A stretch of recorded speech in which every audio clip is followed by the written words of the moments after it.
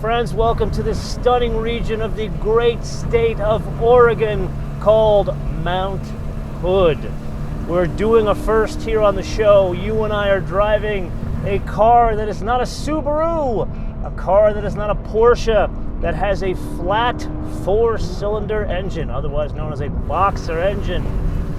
And we're handicapping it just a little bit, taking it on the way up to just under 11,000 feet. You can't get all the way to the top there. And we're gonna see how this works way up here in Mount Hood.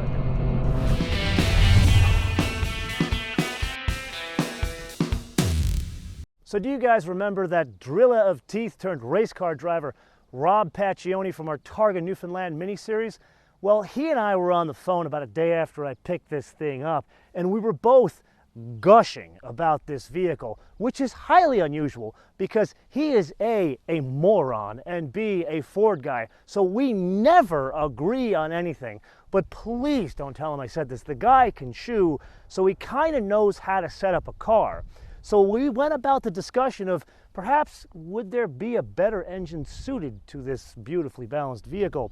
And he, of course, went straight to the 3.5 V6 that we just drove in the Camry. I, more restrained than him, I thought perhaps the four-cylinder from my beloved Elise, which is also a Toyota engine, would be better suited, perhaps about 280 horsepower in tune. So I'm going to turn this around to you guys as like a bonus question. What Toyota engine should go in this Toyota Subaru? Now, here's the catch. You can only pick a Toyota engine, and please be reasonable. Don't ask for the engine from the LC500. It's overkill. You basically bring a machine gun to a knife fight. And tell me how much you'd be willing to pay for that engine. Let us know in the comments below, and I'm sure Paccioni will be watching, and he'll probably weigh in the comments as well. Welcome to stunning Highway 35, about 4,000 feet above sea level. And yes, I am fully aware that I'm handicapping this thing, and I'm doing it by design. Because you and I have driven a number of flat fours and flat sixes on the show. Granted, they all have a Porsche crest on them. But for some reason, Zuffenhausen, as of late, has been able to sprinkle some pixie dust on them because they get it to do things that they shouldn't do. These things, by design, have no torque. You need to just rev the hell out of them to get power out of them. But for some reason, adding turbochargers and the way they've tuned the engine and the engine control management on the Boxster, as well as the 911, they're able to derive torque at 1900, and they're able to make them fun to drive. This is half the price of a Boxster. So with that, we've got a bit of an incline. Let's downshift, put our foot into this thing. 5,500 RPM, 6,000 RPM. I mean, it goes, but this is not a fast car. It's not even that quick. I would call this, in the immortal words of the Brits, sprightly. It's fun to drive. You got some power, but if I'm honest, I really want more power. I need more power. Let's try it again. And for the avoidance of doubt, I like the way it develops power. It's a totally flat power band. Almost, not quite there, but almost like a rotary, like an RX-7. It's such a beautifully balanced machine. It's almost a crime that it doesn't have more power. And now, for the first time ever on our show, rocks. Specifically, Mount Hood. There's a couple of interesting fun facts about it. First and foremost, it is over 500,000 years old. It is still considered to be a mildly active volcano. Its height is somewhat in dispute at 11,200, around 11,250 feet above sea level. That makes it the highest peak in the state of Oregon and the fourth highest peak in the Cascade Range. Now, it did change its shape over three major eruptions about 200 years ago, and all the way dating back to 15,000 years ago. So instead of having three domes, there are three peaks. Now, that also did shape some of the local region here, like for example, the Sandy and the Zigzag rivers were created by some of the eruptions. Take a wild guess why they call it the Zigzag River. And then the last major eruption was right before the Lewis and Clark expedition made its way out here. Then the last minor eruption was in August 1907.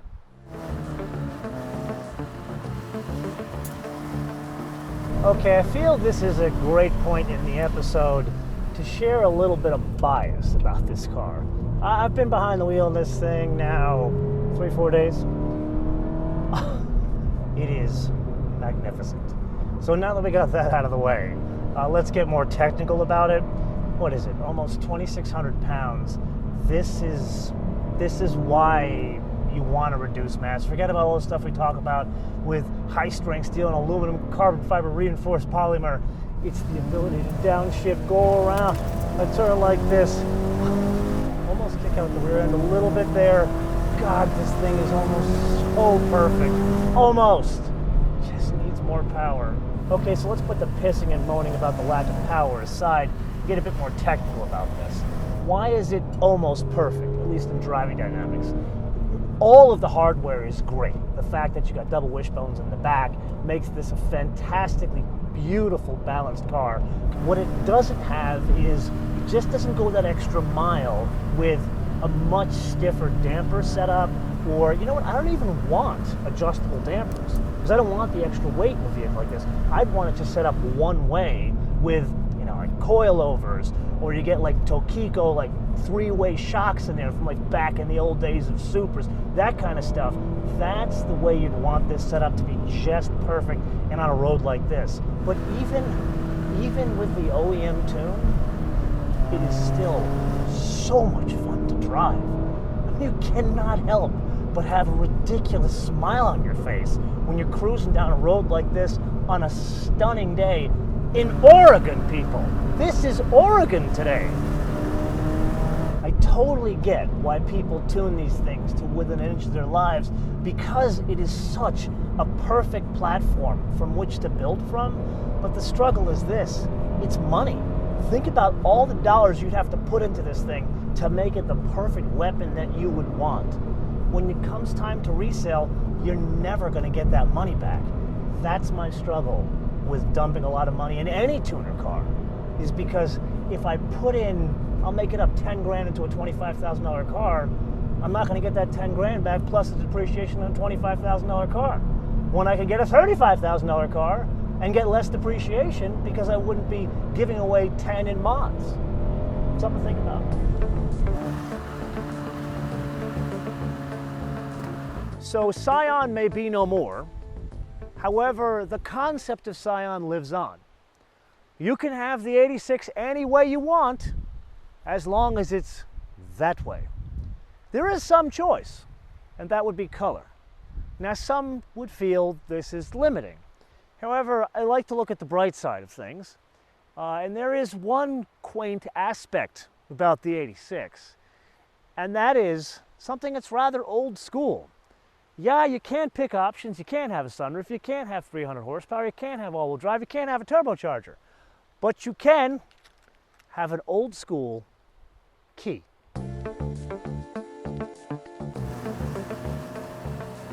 Okay, so a couple of notes.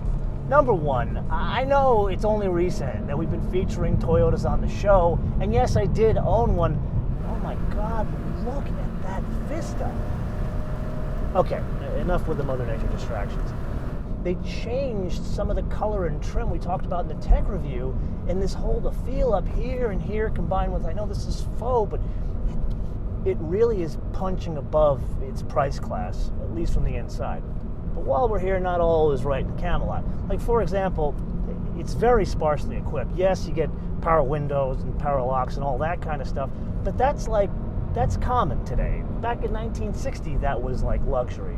But yeah, I've got this great screen here, but I got nothing to do, man. At least give me Apple CarPlay and Android Auto so I can say that it's 2017, not 1995. And you know I'm going to say it. You know I'm going to complain about it. You got to give me a sunroof. Like, I would pay $1,000 for the sunroof. I got to believe the kind of people that would buy a car like this, they would absolutely want a sunroof in this thing. And I also have to believe that they're giving away sales by not offering a sunroof in this thing. Like, for example, yeah, I want me some more power. But the thing that keeps me from buying a car like this is the lack of the roof, because it's just so beautifully balanced. And then last but not least, as a matter of fact, let's get back to a little bit more aggressive driving to get to this point. A riddle. What does this have in common with my beloved Elise and my newly beloved Porsche 991.2 Targa? I'll give you a minute to think on that. Technically, 2 doors would be correct. Not the answer I'm looking for. Definitely not 2 plus 2, because that pushes the Elise out. The correct answer is fuel economy. I have been beating the snot out of this thing over the past 3-4 days. Barely have touched the freeway, driving it like a crazy New Yorker, and I'm doing an average of 26 mpg. Now, what does it have in common with the Porsche and the Elise? Because those are much quicker. I've owned many Elises, and I easily do high 30s, over 40 in some cases on the freeway. The 911, I've driven a number of them, and I've done easily over 30 mpg in that thing. So this is an instance where, yes, this is not nearly as quick as the Porsche or the Elise. Oddly, the Elise is Toyota powered, but you're getting the same kind of, dare I say, economy car, fuel economy out of a car that's super fun to drive. I mean, let's kind of recap here. Yeah, I'd love me some more power, definitely need a sunroof. If I can get both, at that point, give me a road like this and a Diet Coke, and I'd be right as rain. Now, there is one more thing this has in common with the 991.2, and while I'm thinking about it, also the Mazda Miata and the Aston Martin DB11, and that is, I am not going to pontificate about it. It is as magnificent as your friends tell you. Yes, it is down on power, and yes, it could use a suspension tune, and yes, it could use more toys on the inside. But what we're going to do here is we're going to take this opportunity and we're going to turn this into an electronic wish list for the folks at Toyota for what we want to see in future derivations of the Toyota 86. However, I'm putting some parameters on this. Number one, each one of you get to leave a comment below and say what one thing you want on the car. For example, I want a V6 with 300 horsepower, or I want a sunroof, or I want a convertible. Second parameter is you have to put a realistic dollar, pound, euro, or shekel amount on that upgrade. So for example, I want a 3.5 V6 from the Camry with at least 325 horsepower, and I'd be willing to pay an extra $2,500 for it. In other words, you need to be realistic, people. You can't go and say, oh, I want a 300 horsepower all-wheel drive convertible version of this for $27,000. The car you're looking at is $27,000. You get my drift? And then the third and last parameter is, what car do you currently drive? And you know what, for good measure, what region of the world do you hail from? Let me know in the comments below, or via our social media, MotoManTV all one word, MotoManTV all one word, Facebook, Twitter, and Instagram. And with that, I want to leave you with two things. Number one, please unsubscribe and then resubscribe, click notifications. This is how much YouTube has screwed up the platform, more screwed up than this sort of junkyard I'm in right now. And number two, I want to leave you with a fun fact. And this is more a public service announcement.